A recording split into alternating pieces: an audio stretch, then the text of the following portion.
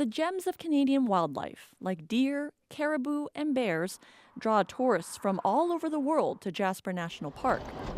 Tour guide Joe Uri likes to show visitors as many animals as he can. I think it gives them a greater connection to land as opposed to just looking out a window or staring at mountains.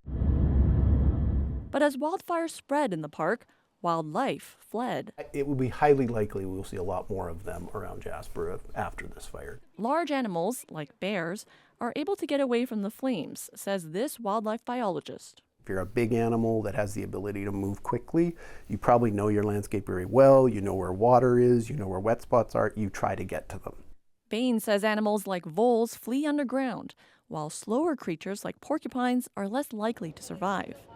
Fire can also ravage food sources for wildlife like caribou. Big concern there is that fire does damage the lichen that they eat, and that takes anywhere from 20 to 50 years to come back, depending on the forest type. That's a jawbone from a juvenile deer.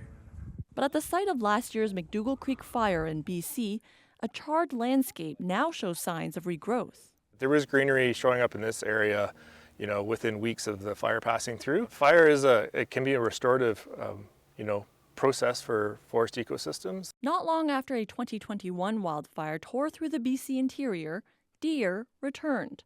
And these photos show animals already back in Jasper National Park, where the greatest risk now may be garbage and rotting food. It's their home. This is part of, their evolutionary background and history to evolve with fire. Parks Canada tells CBC News it knows some animals died in the wildfire, but doesn't know how many or what species were affected, saying it will take some time to do a full assessment of the impacts to wildlife. Julia Wong, CBC News, Edmonton.